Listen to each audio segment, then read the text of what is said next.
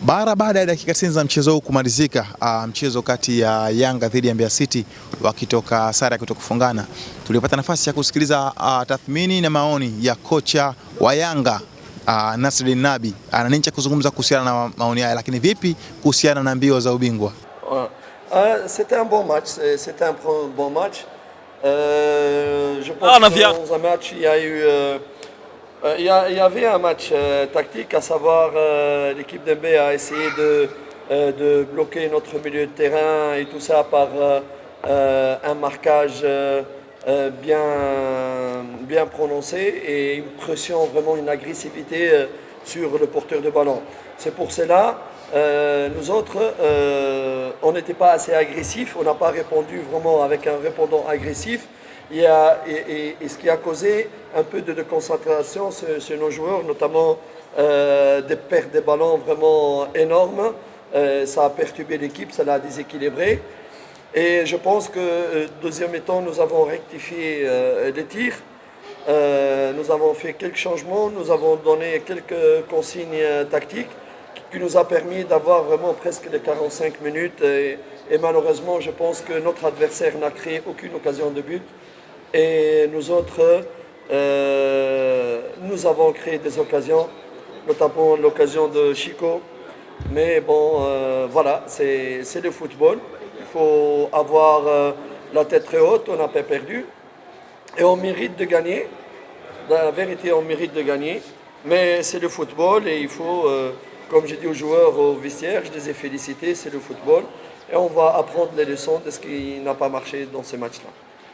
Anasema mechi tactical ilikuwa ni mechi ya ufundi ambapo Mbeya wenyewe walijitahidi sana kuja kwa kukaba katikati na walikuwa aggressive na kweli walipatia. Ndio maana ukiona kwenye mechi tulikuwa na upungufu wa kucheza mipira mingi katikati na ikatufanya wachezaji wetu wakakuwa hawana ile aggressive kama Mbeya ilivyokuja. Nasema lakini imetokea kweli kipindi cha kwanza, kipindi cha pili amejitahidi kuchange mfumo na kutoa maelekezo, na nadhani mliona wenyewe kama kipindi cha pili kilikuwa ni bora zaidi. Tulipata nafasi nyingi za kufunga, na ukiangalia timu pinzani yenyewe haikupata sehemu yoyote ya kufunga, isipokuwa ndio hivyo kwa football huwa yanatokea. Na baada ya mechi aliambia wachezaji hongera sana kwa mechi. Huwa sometimes mechi kama hizi huwa zinatokea, lakini inabidi tuinue kichwa ili tupambane kwenye mechi zingine tusaidie kupata ushindi. Swali la kwanza kwa mwalimu, wanahabari. Yes.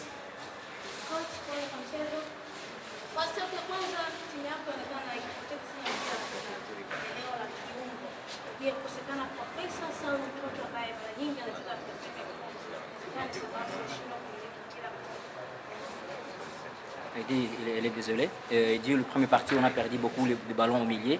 Est-ce que ça peut être la cause, c'est parce que Faisal n'était pas là, parce que c'est lui qui joue souvent au milieu, ou il y a quelque chose d'autre? Non, c'est pas parce que Faisal il peut rater. Non, on a été vraiment très pressé. L'adversaire a couru beaucoup, elle était agressive, ça a perturbé quelques de joueurs au milieu de terrain, tout simplement. Mais c'est pas parce que Faisal il est là. Bon, Faisal est rentré, c'est vrai que c'est un grand technicien, mais c'est pas son absence qui a fait que on a perdu beaucoup de ballons. Non, c'est pas l'absence de Faisal, c'est un petit peu l'engagement excessif et peut-être le manque de répondants de mes joueurs dans cette initiative d'adversaire d'être assez agressif. Anasema sababu sio Faisal kutokuanza mechi, maana hata Faisal sometimes huwa naye anapozea mpira na kawaida kwa mchezaji kuweza mpira, isipokuwa Mbeya walikuja na style ya kuwa aggressive, na ndio maana mliona kama walikuwa wanafika kwenye wachezaji wetu, ndio ilikuja kuleta tatizo. Lakini sababu haikuwa Faisal, japokuwa Faisal kwa mchezaji mzuri na huwa anasaidia, lakini sababu haikuwa ni yeye. Salabeli coach. Yes. Katika dakika 45 za kwanza timu ilipoteza sana pasi nyingi zilikuwa zinakufa, lakini pia hakukuwa kunazalishwa mashambulizi mengi kutoka pembeni. Ilikuwa shida nini? Les premières 45 minutes, on a perdu beaucoup de ballons et on n'a pas eu beaucoup de chances qui venaient des côtés. Est-ce que c'était quoi le problème? Ouais. Donc les ailiers là, ils n'ont pas... Ouais. C'est une très bonne question. You are with TFF student, coach? Formal? No. Because it's very good question. Voilà, c'est pourquoi c'est une bonne question, parce que c'est aussi un de nos problèmes. Moi, je ne veux pas me mettre sur l'excuse il y a des absents et tout ça, parce que je considère tous mes joueurs tous de bons joueurs et je ne vais pas parler, on avait des absents qu'on n'a pas. Mais il s'est fait que, comme vous avez vu, on a fait jouer Dixon arrière droit, c'est pas son poste, donc il ne peut pas monter, il n'a pas apporté de la qualité offensive. Et pour Bryson, malheureusement, on avait Yassine qui était blessé. Et Bryson, il s'est blessé après 15 minutes de jeu et je n'avais pas d'un arrière-gauche pour le remplacer. Donc Bryson ne pouvait pas continuer à faire l'aller-retour sur la ligne et Dixon non plus ne pouvait pas le faire parce que ce n'est pas ses qualités. C'est pour cela, voilà, ça nous amène à dire que notre philosophie de jeu, le montée des latéraux, les entrées de trucs, elle n'était pas présente aujourd'hui parce que les qualités ont changé par rapport à ce qu'on a l'habitude d'avoir dans Jouma et dans Yassine par exemple. Anasema ni hilo ni swali zuri sana lakini kwake yeye haitakuwa excuses kusema kwa sababu wachezaji kuna wachezaji ambao kucheza kwa sababu wana majeraha, lakini nadhani ukitizama Dixon hapana Dixon Dixon Job kacheza nani kwenye right back kawaida sio right back, na ukiangalia upande wa kushoto ilikuwa ni Bryson baada ya dakika 15 alipata tatizo kwenye mguu, na alipopata tatizo kwenye mguu unaona kama hawezi kuwa anapanda kwa sababu yana tatizo la mguu, ndio maana unaona kama palikuwa hakuna wasaidizi wa kuja kusaidia kwenye wingers. Lakini anasema ingelikuwa kama wachezaji wa kawaida unajua kama Juma au Yasini huwa wenyewe wanakuwa wanacheza na kwa kusonga mbele. Sasa nadhani ukiangalia kwenye mfumo wa football utaelewa kwa nini, kwa sababu Dixon sehemu yake na ambayo tulikuwa tunategemea na ni Bryson mwenyewe kaumia na tulikuwa hatuna mwingine full back ambaye kwenda kumsaidia. Sala tatu. Tumalize. Yes.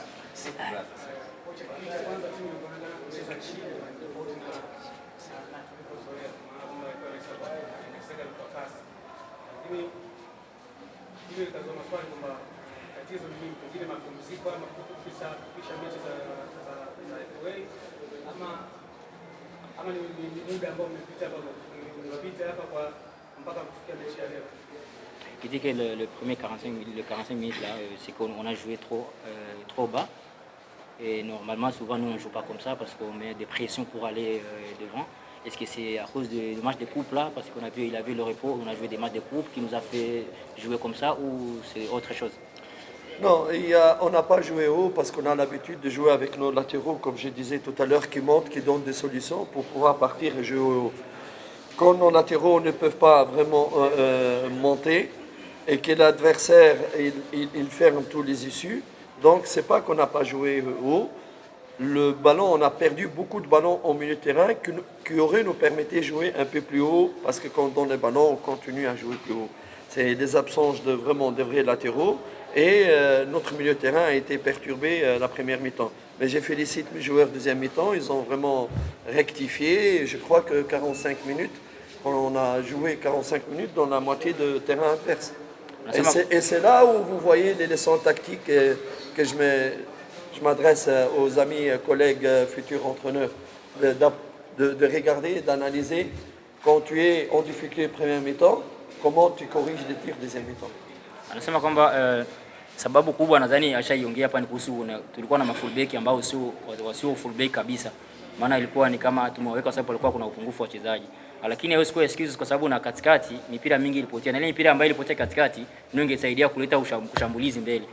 Anasema nadhani kama ulitazama vizuri kipindi cha pili wakati alitoa ushauri, uliona kama kipindi cha pili karibuni dakika 45 zote tulicheza kwao. Nadhani tulicheza. Na hiyo anasema sana naambia ambao wenye wanajifunza walimu kama sijidanganya. Anasema kwamba wachunguze jinsi ya kubadilisha mchezo. Maana ukiona mchezo kipindi cha kwanza na cha pili tofauti kubwa. So inabidi kwao waige na ili watizame vizuri sana. Tumalize bwana. Sahihi bwana. Tofauti wa alama umepungua kutoka 10 mpaka 8. Hii kwake inamaanisha nini kuelekea kwenye mbio za ubingwa? Il dit qu'il y avait 10 points de différence, maintenant c'est 8. Est-ce que pour toi, qu'est-ce que ça te dit? Tu penses qu'il y a le mot, quelque chose qui va changer parce qu'il y a moins de points qu'avant?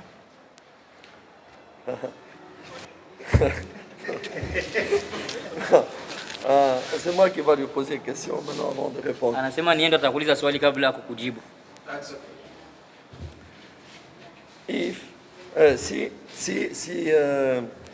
si Ushendi, il a la tête à tête là, elle est rentrée la balle. Hein? Que je félicite d'ailleurs, il a fait une bonne entrée et c'est un bon acquis pour Yanga.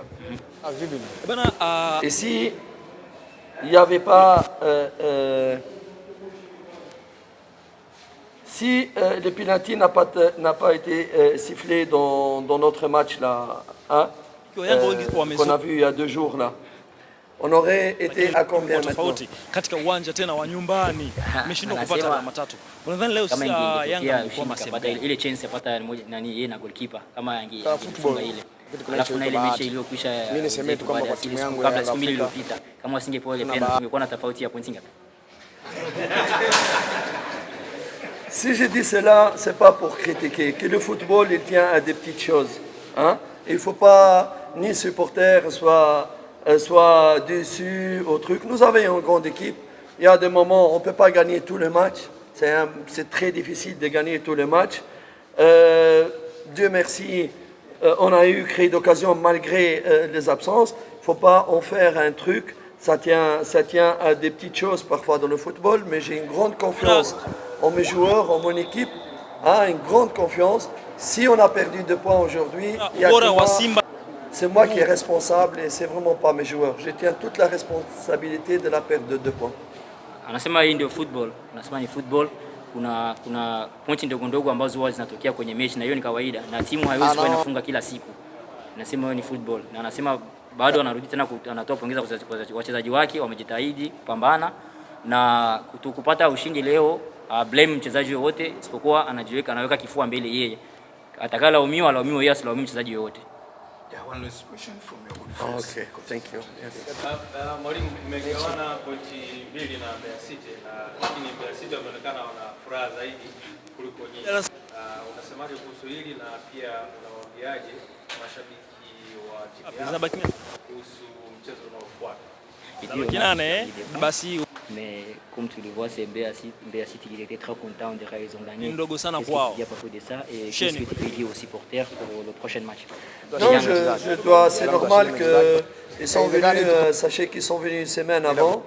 Ils se sont bien préparés. Il faut féliciter les efforts des joueurs qui se sont donnés à fond pour avoir un bon résultat. Il faut être sportif et féliciter les bonnes initiatives. Je félicite aussi le staff technique, malgré que, bon, après, mais c'est pas grave, il s'est excusé. Mais il faut féliciter les joueurs. Ils sont contents, c'est leur droit, parce qu'ils ont travaillé très très dur pour avoir des points, ils vont avoir des primes. Hein, je ne sais pas, hein, des grosses primes même, parce qu'ils ont fait un match. Il faut les féliciter parce qu'ils aident leur famille et tout ça. Moi, je respecte, je suis sportif et je respecte les efforts des autres. Et ça reste un sport, vraiment, il faut être sportif et féliciter les efforts des autres. Juste une chose, je n'aime pas en Afrique, maintenant en Europe, on ne voit plus le joueur qui gagne, qui perd du temps, qui dort sur le terrain et trucs pour un peu gagner du temps. Non, il faut enlever ces mauvaises habitudes en Afrique. Tout le temps dormir, il reste que de foam, de GSM pour dormir dessus sur le terrain, ces trucs. Mais à part ça, je les félicite pour leur effort. Anasema lazima atoe pongezi kwanza kwa timu pinzani, lazima mtu au mkweli, ni football, ndio kazi ya football. Anasema wamekuja siku 6 au 7 kujiandaa kwa sababu matokeo, wamepambana, wamepata points. Kwao ni muhimu kwa sababu kwanza watapata bonus.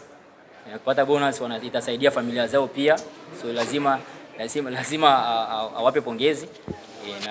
Na nasema kingine, kitu ambacho anaomba ingewezekana ni kitu ambacho huwa kwenye mpira wa Europe akionekani kabisa. Hii kama kipindi cha pili unaona wachezaji wanajilazalaza, wanalala uwanjani, wanasinzia. Ni kitu ambacho kwenye Afrika ni kitu chenye inabidi ingewezekana, ingekuwa ni yeye ndio muamuzi, kitu angekistop kistokei. Maana tukiangalia mechi zingine za nje Europe kwa tuoni mambo kama haya. Yaani watu wakishaona kama dakika zinakuwa sijui kipindi cha pili wanaanza kulalala mpaka wanasinzia uwanjani, nasema sio football.